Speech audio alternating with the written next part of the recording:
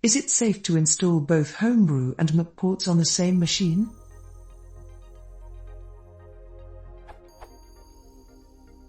I have Macports installed on my iMac with a fair number of ports installed. I'm interested in trying out Homebrew, though, as I've heard many good things about it, and because I've noticed that it contains more up-to-date versions of several of the tools that I use. But can the two coexist on the same machine, or do I need to uninstall Macports entirely first? Also, if the two can be installed at the same time, will they be completely independent of each other? One of the features of Homebrew is that it doesn't reinstall new versions of things which are already included in the system, for example Python. Does this also extend to it not installing versions of things which are already maintained by Macports?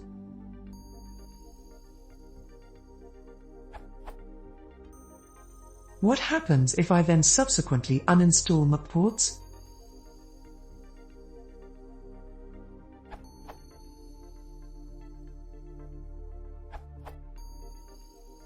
They will not coexist well together. The Apple GCC looks in /user/local for some things. This means that a Macports compile could find something the porter did not expect. See Macports mail lists and bugs for examples of things found in /user/local.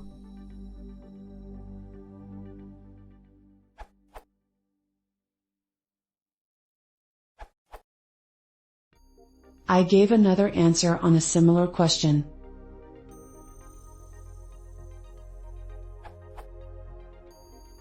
Homebrew will cause problems when building software from source if it is installed in /user/local.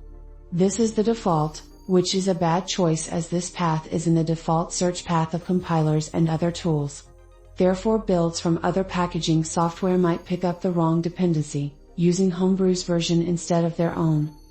Years ago, in the very beginning of the project, even Macports was using /user/local.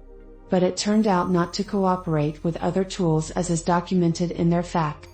Unfortunately, Homebrew developers didn't want to hear about prior experiences and ignored such facts.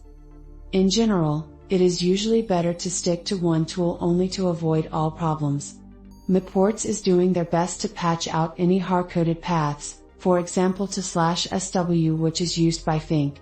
So usually it will work, but having anything installed in /user/local will definitely cause problems for it.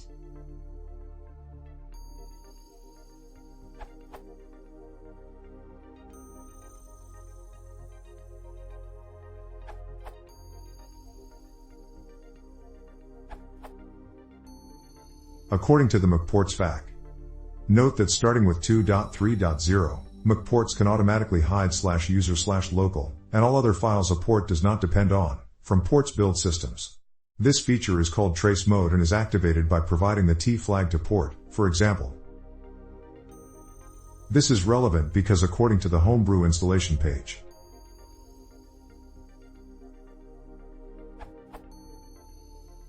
one of the reasons Homebrew just works relative to the competition is because we recommend installing to /user/local. Pick another prefix at your peril.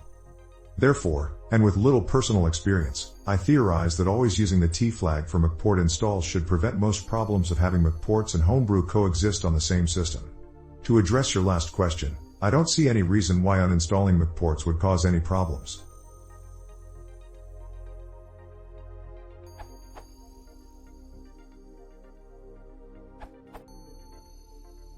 I used to think that worries about what the new build tools will make of /use/local were verging on paranoid.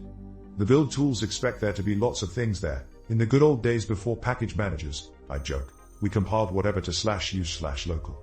But while autoconf usually does figure out issues, the sheer build complexity of many open source projects does cause problems, and these problems can be hard to back out of when you get into difficulty. With the risk of trouble with autoconf finding something it shouldn't under /use/local needs to be balanced about the maintenance nuisance having 2, 3, or 4 different copies of Perl, TCL, and Ruby, each with different coverage of their different package libraries. Unpleasant.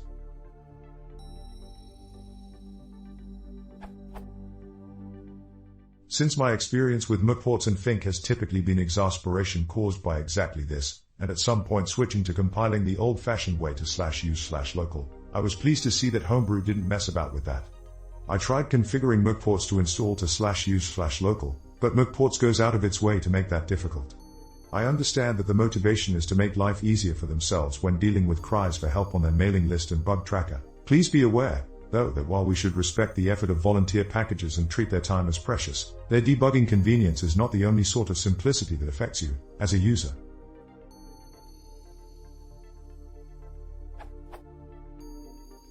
Homebrew, in this respect at least, does things the way they used to be done, and Macports tries not to interfere.